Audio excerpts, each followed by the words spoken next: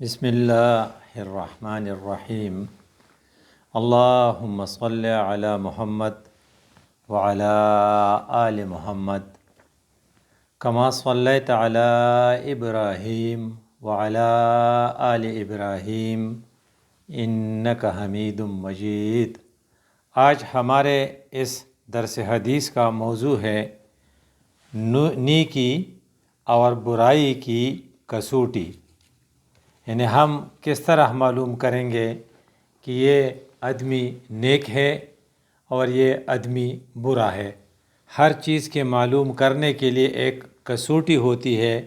احادیث میں ہمیں یہ بھی بتایا گیا ہے کہ نیکی آپ کس طرح سے سمجھ سکتے ہیں کہ فلان آدمی نیک ہے، اور آپ کو کس طرح پتہ چلے گا کہ فلان آدمی در حقیقت برا ہے۔ اس کی ایک نشانی تو یہ ہے جو رسول اللہ صلی اللہ علیہ وسلم نے ایک حدیث میں واضح کیا ہے۔ اس حدیث کے راوی حضرت عبداللہ ابن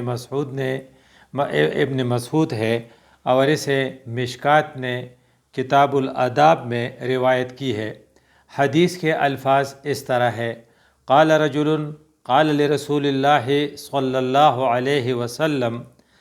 رجل قال لرسول اللہ صلی اللہ علیہ وسلم کیف لی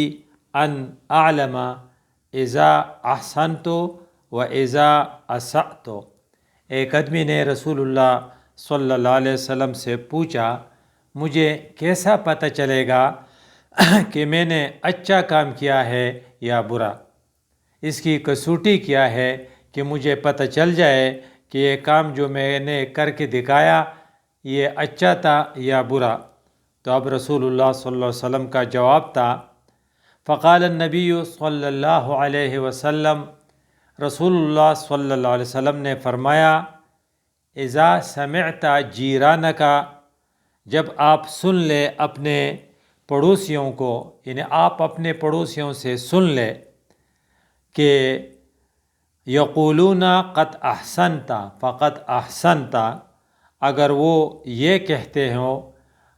کہ آپ نے اچھا کیا ہے تو پھر واقعی آپ نے اچھا کام کیا ہے۔ یعنی جب تو اپنے پڑوسیوں کو سنے کہ تو نے اچھا کام کیا ہے تو یقین جان لے کہ فی الواقع تو نے اچھا کام کیا ہے۔ وَإِذَا سَمِعْتَهُمْ يَقُولُونَ قَدْ أَسَأْتَ، اور اگر آپ ان کو یہ کہتے ہوئے سنیں کہ تو نے برا کیا ہے، فقط اسأت، پھر تمہیں سمجھ لینا چاہیے کہ تو نے یقیناً برا کیا ہے۔ خلاصہ یہ ہے کہ ظاہری وضاقتہ، ظاہری خوشگفتاری سے آپ عام لوگوں کو تو فریب دے سکتے ہیں، اور بعض اوقات انسان اس سے مغالطہ کر سکتا ہے، اور انسان خود فریب نفس کا شکار بھی ہو سکتا ہے۔ اس لیے رسول اللہ صلی اللہ علیہ وسلم نے کسی آدمی کے اچھے یا برے ہونے کے معاملے میں اس کے ہمسائے کو کسوٹی قرار دیا ہے، یعنی ہمسائے کی رائے اس کو وزن دیا جائے گا، وہ ایک کسوٹی ہے، کیونکہ پڑوسی بتا سکتا ہے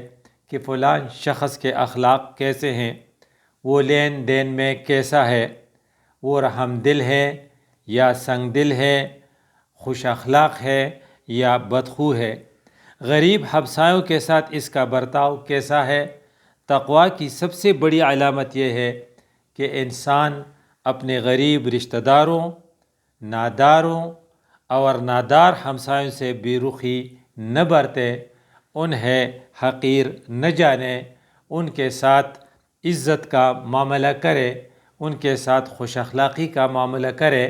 جب آپ کے پڑوسی آپ سے خوش ہوں اور وہ آپ کی تعریف کرے تو آپ سمجھیے کہ آپ ٹھیک ہیں، آپ اچھے انسان ہیں۔ لیکن اگر آپ دنیا کے دوسرے انسانوں کو مغالطے میں ڈال دیں اپنے ظاہری خوشگفتاری، ظاہری وضاقت سے، آپ کی اصل حقیقت آپ کے پڑوسی کو معلوم ہے۔ اگر آپ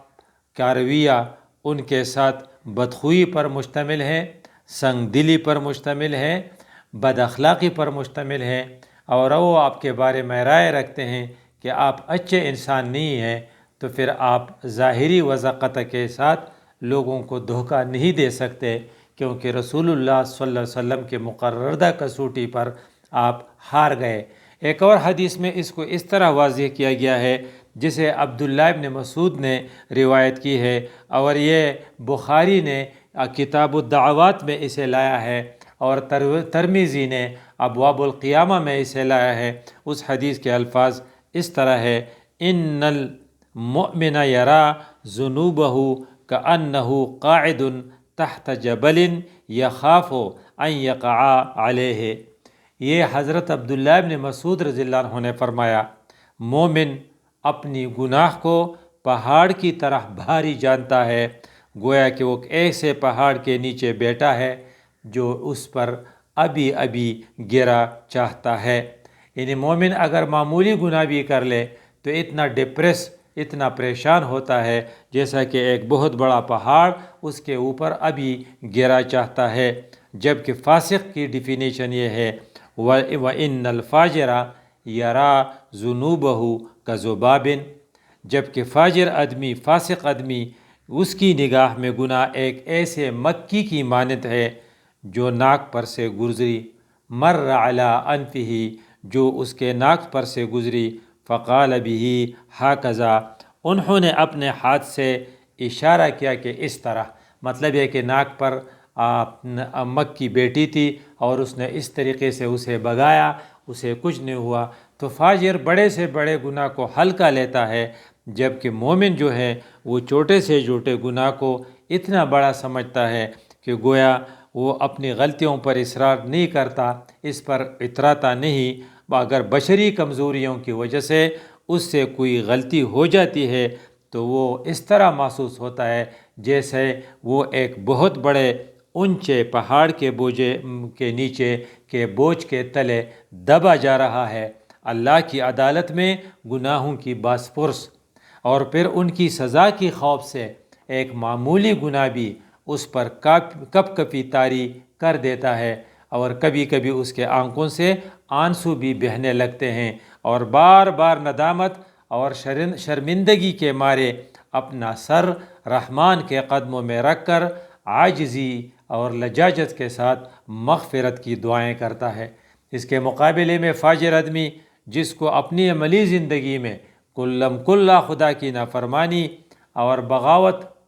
کی عادت پڑ گئی ہو، وہ گناہوں اور غلطیوں کے اخروی انجام سے بے نیاز اور بے فکر ہوتا ہے، اور وہ اگر بہت بڑا گناہ بھی کر لے تب بھی اس کی حالت یہ ہوتی ہے کہ بس ایک مکھی اس کی ناک پر سے گزر گئی یا ناک پر آ کر بیٹھی اور پھر اڑ گئی، یعنی جیسا کہ کچھ ہوا ہی نہیں ہو۔ وآخر دعوانا ان الحمد للہ رب العالمین۔